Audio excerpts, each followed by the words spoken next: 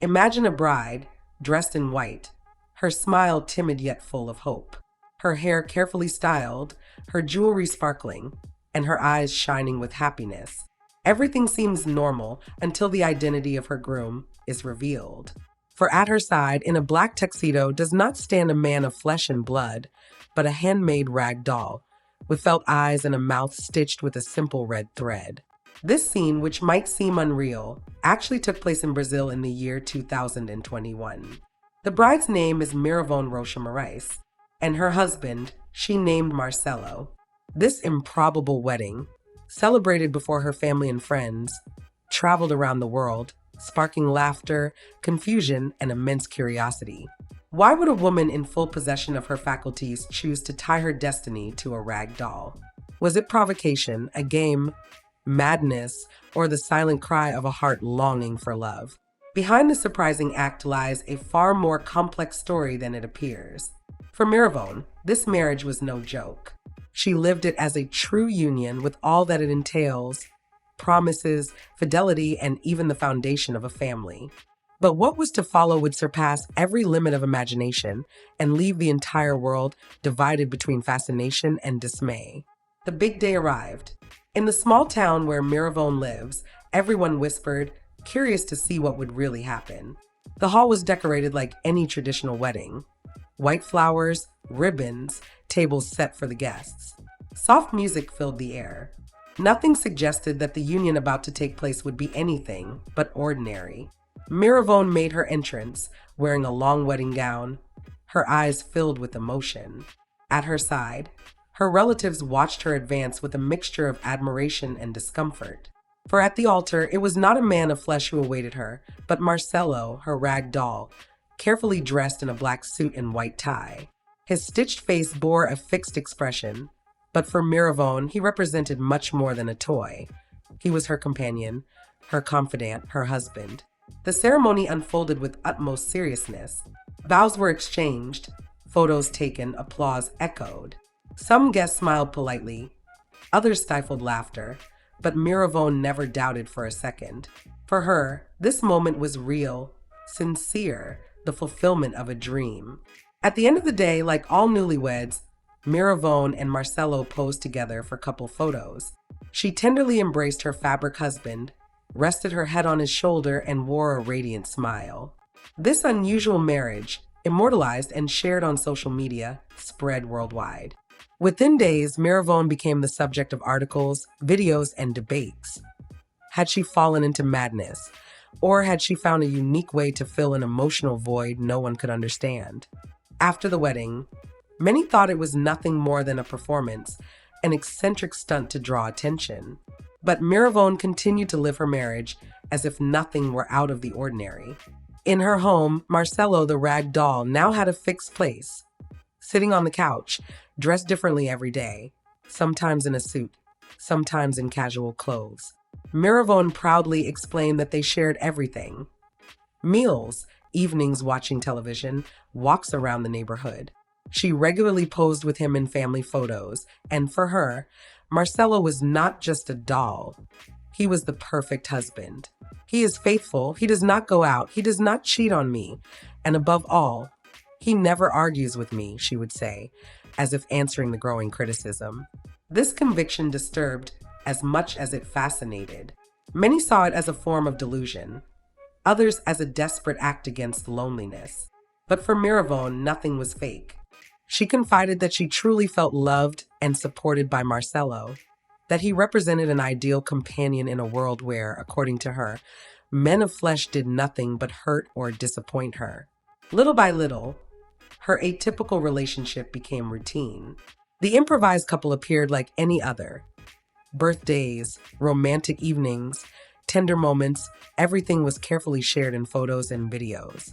And as time passed, the story of Miravone and Marcelo seemed to advance toward another stage of family life, unlike any other.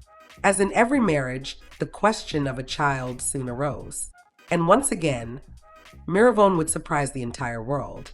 A few months after her wedding, she proudly announced that she was expecting a baby from Marcelo. On social media, she even shared staged photos of her pregnancy, showing her rounded belly as if she were truly experiencing it. Then came the day of the delivery. Before her family, her friends, and her followers, Miravone staged a dramatic performance. Lying on a bed, dressed in a hospital gown, she mimicked labor pains. Improvised nurses played the role of medical staff.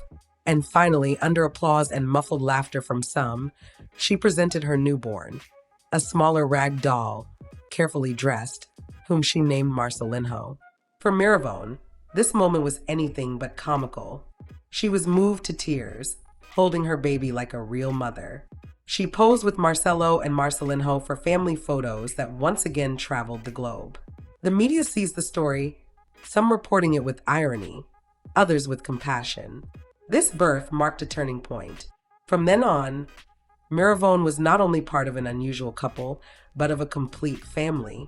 And she did not stop there. She continued to share her daily life as any mother would.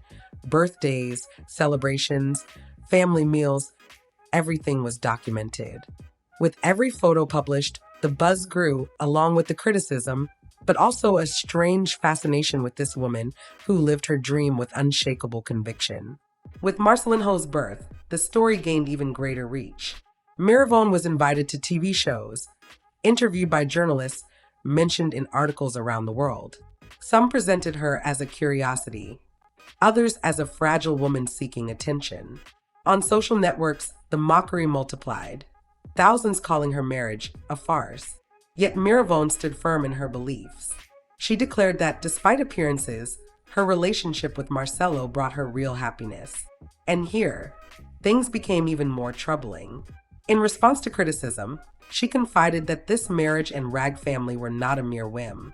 For her, it was a solution, a remedy against the loneliness that had gnawed at her for years. She explained that she had suffered abandonment, painful relationships, broken promises. In this context, Marcelo represented much more than an object. He was the projection of an ideal husband, faithful, present, incapable of hurting her. With him, I lack nothing, she repeated. Her words revealed a disturbing truth. To fill the emotional void no man had ever soothed, she preferred to create her own happiness. This testimony touched as much as it unsettled, because behind the laughter and the criticism, many understood above all the distress of a woman desperately seeking to love and be loved. Yet the more Miravone exposed herself, the more her story became a burning subject, torn between fascination, compassion, and disbelief. Over time, Miravone no longer limited herself to displaying her marriage and rag child. She spoke of a real family, composed of several dolls she considered relatives. Birthdays were celebrated, parties organized, family photos published with sincere pride. In her eyes, nothing distinguished her home from that of others. But the more elaborate her staging became, the stronger the criticism grew. Some voices denounced a farce, others raised concerns about her mental health. Certain media even accused her relatives of encouraging her out of mockery. Yet Miravone persisted. She insisted that her life with Marcelo and Marcelinho was real, that she felt safe in it, far from betrayals and past wounds. This radical choice between dream and illusion sparked a worldwide debate. Where is the line between eccentricity and despair? For some, Miravone embodied modern madness, willing to do anything for attention. For others, she represented a broken woman who had found, in a rag doll, the only way not to suffer anymore. Even today, her story intrigues. It leaves behind a troubling question. Is it better to live in a happy illusion or to face a painful reality? For Miravone, the choice is made. Her husband is Marcelo, her son is Marcelinho, and nothing and no one will convince her otherwise.